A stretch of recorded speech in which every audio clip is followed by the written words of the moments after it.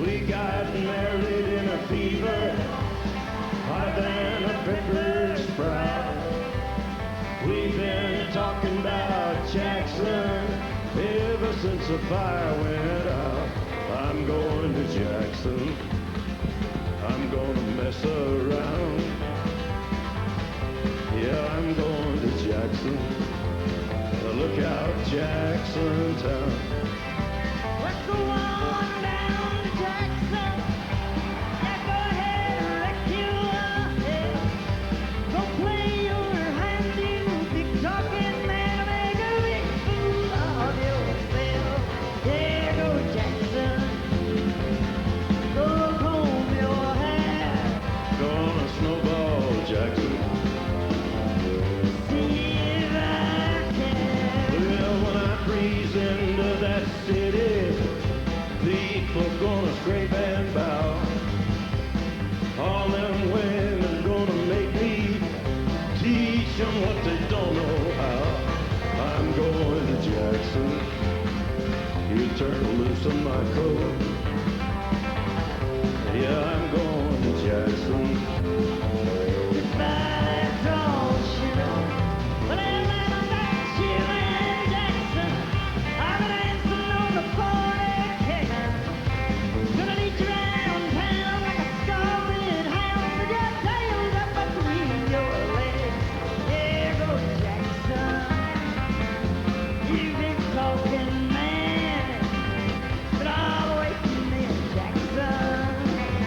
By my jet pants. Now We got married in a fever, yeah, hotter than a pepper sprout. Honey, We've been talking about Jackson ever since the fire went out. I'm going to Jackson, and that's a fact. Yeah, we're going to Jackson, ain't never coming back. Honey, we got married in a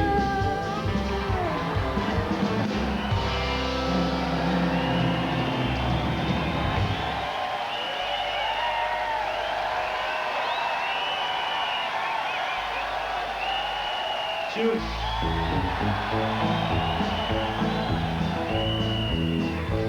Well, my daddy left home when I was 3. Didn't leave very much to my ma and me, except this old guitar and an empty bottle of booze.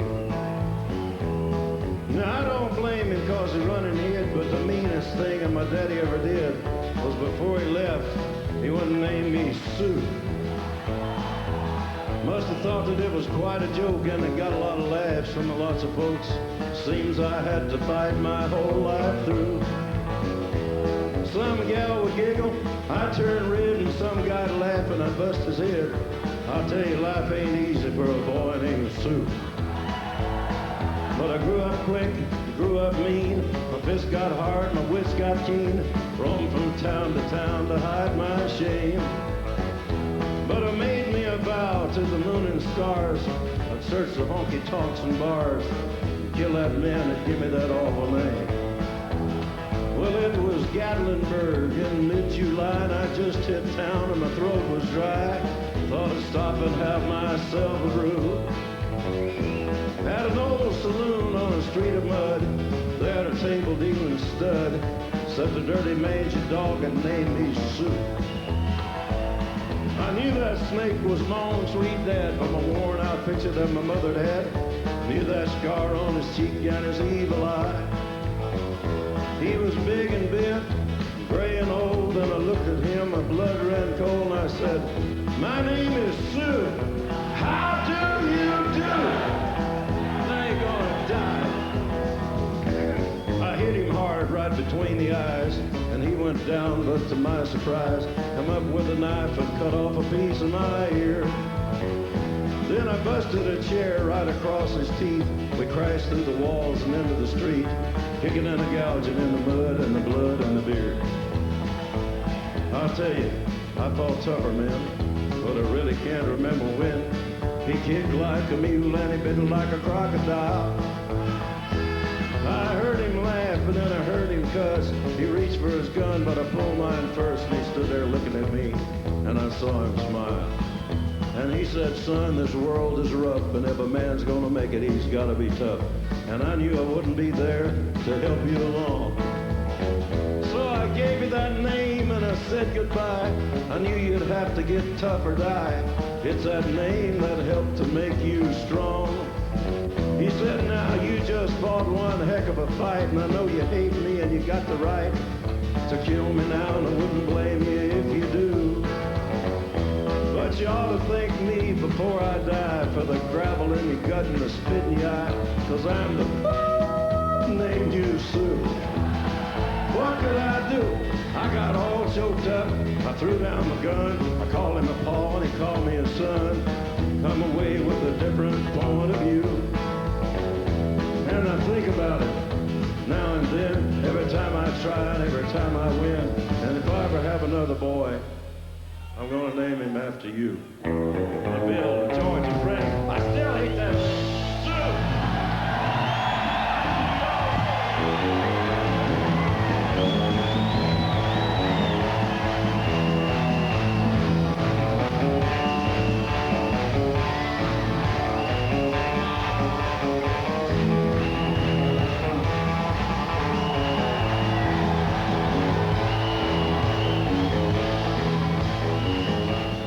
Now, I've never known such an outpouring of love that went wafting across the whole Glastonbury arena today and heading in the direction of the main stage and this man, Johnny Cash. It's been quite a day, hasn't it?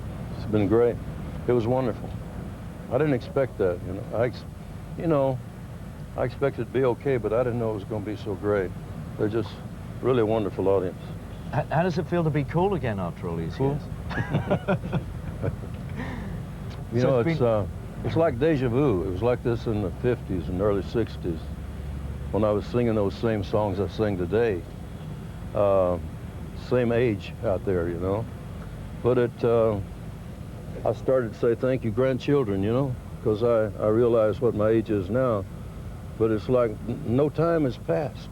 It feels that way sometimes, like no time has passed. Some of the songs on your new album, which was recorded in Rick Rubin, your producer's living room, is that right?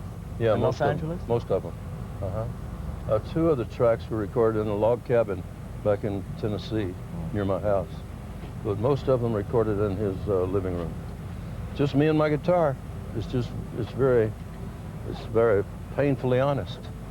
Now, I mean, you shared a studio years ago in Memphis with Elvis Presley, Jerry Lee Lewis, the great Sun record label. Yeah. In a way, is this like getting back to your really early days when you can do exactly what you wanted to do? It feels that way. It feels like that. Rick was like Sam Phillips in that there was no clock in the studio. There was no set time to begin or end. We did what we felt, and very often Sam would say, "What else have you got? What have you written?" And it was that way with Rick. We went in with a list of songs, or I did, with a list of songs I wanted to do, but by the end of the first day, people were sending in songs, and I was taking out old lists that I'd always wanted to record. So I must have recorded 70 or 80 songs with just my guitar. A lot of gospel and spiritual, because that's my background too. But then the painful process of weeding those down to one album, I mean, it sounds in a way as if it's almost a confessional album, that you're setting the record straight. You're not getting ready to leave us, are you, Johnny? Take that final train? I hope not. I hope not. No, I just wrote that just in case. Right. But you mentioned redemption. You said if it wasn't for redemption, you I wouldn't be alive. here. Right. You have some regrets about things that have happened along the way? No. I'd do it all over again, probably the same way. But I would hope that I'd profit from some of my own mistakes. I consider myself very blessed and very fortunate to still be here, when people like Elvis are gone, and Roy Orbison, and a lot of the musicians and friends like Carl Perkins' brothers that were his band, they're both dead. So I think God has richly blessed me to let me still be here doing what I love to do and still doing it. What was that about? You played the Grand Ole Opry in Nashville, and you smashed all of the footlights up with your guitar? Well, I played the Grand Ole Opry many times. and I'm a member of the Country Music Hall of Fame, which I'm very proud of. I got a lot of friends in country music.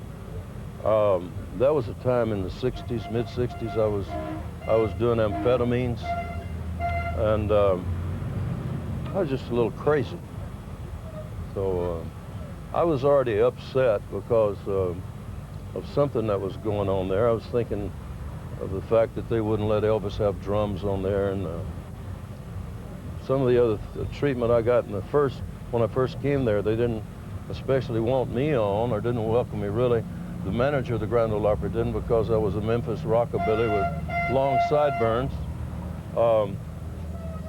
But I really had nothing against the Grand Ole Opry. I had a lot, and all the people there were my friends, you know, practically all of them. But the amphetamines brought out a lot of hidden anger, I guess, and I just, another one of those crazy things that I was doing at the time. I broke all the footlights with the microphone stand. Now, Nick Lowe's written a song you've done on the new album. That's the Beast in You. Is the Beast in You still there? You still have to work to contain it? Every morning I wake up, he's rattling the cage. But, wow. Yeah, he's still in there, but yeah. He's caged. But Nick saw that in me in 1979 when he wrote that there was a beast in there. And, but I don't think that it's just me. I think everybody has got that fight good against evil, right against wrong. You know, it's always pulling at us. At least it is me. Like the dogs on my album cover, one's black with a white stripe. I named him Sin. The other one's white with a black stripe. I named him Redemption, which is kind of the theme of the album, but neither dog is all one way or another like me. I mean, do you ever imagine that you come and play a place like this, the Glastonbury Festival? No, well, for the last 15 years, I hadn't imagined that I would ever do that again. But you've had a good day.